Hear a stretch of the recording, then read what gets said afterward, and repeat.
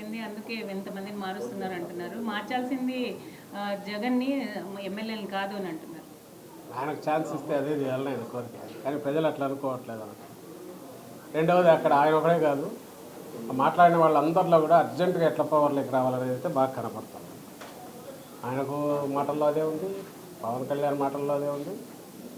ఇంకా సరే ఆత్రంగా ఉన్నట్టు కోరిక.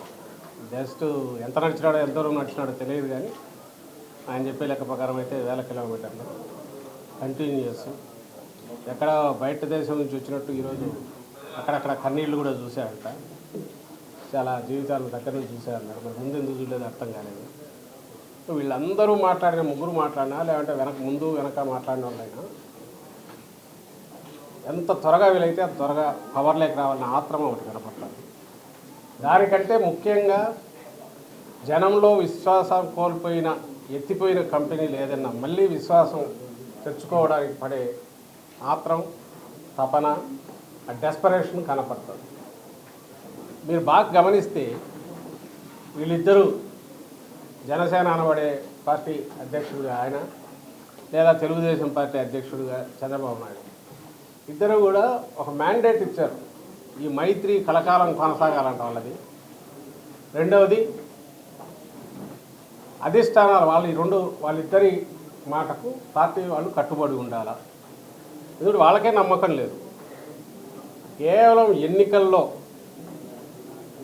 పవన్ కళ్యాణ్ అనే వ్యక్తి పక్కన లేకపోతే, అసలు ఆయనకే 2 చోట్ల చేసిన చోట ఓడిపోయిన పవన్ కళ్యాణ్, ఆయన లేకపోతే పర్సెప్షనల్గా ఆయన అంటే జనం దృష్టిలో కూడా తనకు వాల్యూ లేదని గట్టిగా బాగా గుర్తెరిగిన చంద్రబాబు నాయుడు గారు, ఆయన రాకుంటే ఇంటికి వెళ్ళి 3-4 గంటలు కూర్చొని కాళ్ళ వెళ్ళబడి ఒప్పించుకొని తెచ్చుకొని ఒక గ్రూప్ ఫోటో దిగడంలో భాగంగా ఒక కాన్ఫిడెన్స్, ఆత్మవిశ్వాసం అంతా ఉంది మాకు, అలాగే ఒక కాన్ఫిడెన్స్ క్యాడర్లో వచ్చిందని చూపే ప్రయత్నం నిన్న జరిగిన 2 గంటల 3 గంటల సభలో పూర్తిగా కనపడుతుంది. అంతకుమించి వేరే ఏం లేదు. ఒక పక్క డెస్పరేషను, ఇంకో పక్క మేము కలిసికట్టుగా ఉన్నాం అని చెప్పారు. మీరు పేదలకు పెత్తందారులకు అంటూ మీరు మాట్లాడుతూ ఉన్నారు, కానీ నిన్న యువగడంలో జగన్ అహంకారానికి ప్రజల ఆత్మగౌరవానికి కొత్త నినాదాన్ని టీడీపీ వాళ్ళు క్రియేట్ చేసుకున్న ఒక ఇమేజరీ, ఓ చిత్రం ఏదైతే తయారు చేస్తూ వచ్చారో ఊహాజనితమైంది,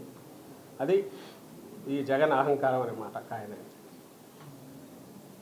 నిజంగా అదే ఉంటే ఈ 4.5 ఏళ్లలో ఈ రాష్ట్రంలో జరిగిన ఏదైనా సరే పేద ప్రజల్లో మమేకం కావడం కానీ, పార్టీ ద్వారా పార్టీ నాయకులు మొత్తంగా పేద ప్రజల ఆర్థికంగా, సామాజికంగా, వాళ్ళ కుటుంబాల పరంగా కూడా ఎలా వాళ్ళు పై స్థాయికి వచ్చారు, ఇవన్నీ చూసినప్పుడు ఎంతో తపన, మనుషులంటే ప్రేమ, ముఖ్యంగా పేదలంటే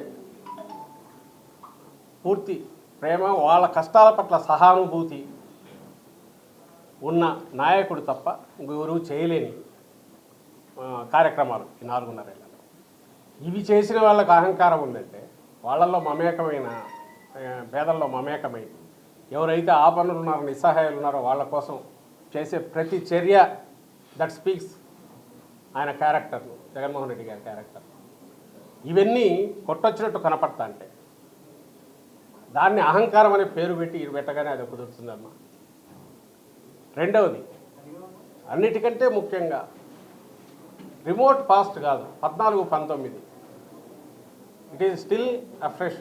ప్రతి మైండ్లో 4 కోట్ల మంది ప్రజల దీంట్లో కూడా 14-19 మధ్య ఈ పెద్ద మనుషులు ఏం చేసినారు, ఈ పెద్ద మనిషి చంద్రబాబు నాయుడు గారు ఏం చేశారు, ఎందుకు ఒక్క మాట కూడా చెప్పలేకపోతాడు. ఇదో 14-19 మధ్య ఇన్ని చేశాం కదా, ఇవన్నీ లేవు, ఇవి మళ్ళీ తీసుకొస్తాం అని ఎందుకని లేకపోతున్నాడు? ఎందుకు దాని గురించి అసలు ప్రస్తావించలేకపోతున్నాడు? ఒక కొత్త పార్టీ ఇప్పుడే పెట్టిన నాయకుడు ఎట్లా హామీలు ఇస్తున్నాడు, అట్లా గుప్పిస్తున్నాడే, ఆయనకు అర్హత ఉందా? ఇమ్మీడియట్ ప్రజలు క్వశ్చన్ చేయరా 14-19 మధ్య ఏం చేశారు, అసలు ఎందుకు ఎన్నుకోవాలి మిమ్మల్ని? వాళ్ళనే కాదు, మమ్మల్ని అయినా వైఎస్ఆర్సీపీని ఎందుకు ఎన్నుకోవాలంటే హోప్ ఉంటే ఎన్నుకుంటారు. నీకు ఇచ్చే ఛాన్స్ 14లో ఇచ్చినారు, ఇదే పవన్ కళ్యాణ్ సపోర్ట్తో ఇచ్చారు. 19లో మరి ఎందుకు ఈయన వ్యతిరేకించాడు?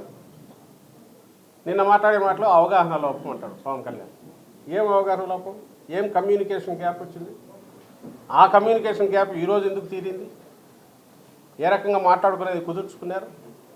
ఏదైనా రాజకీయ పార్టీగా ఉండాలనుకునే రాజకీయ పార్టీ అయితే కార్యక్రమాల ద్వారానో చేసిన పనుల ద్వారానో ప్రజల పట్ల ఎట్లున్నాడో, లా అండ్ ఆర్డర్ ఎట్లుందో, లేదా అడ్మినిస్ట్రేషన్ ఎట్లుందో, ఇవన్నిటికీ నీ చేసిన పనులు కనపడుతుంటాయి.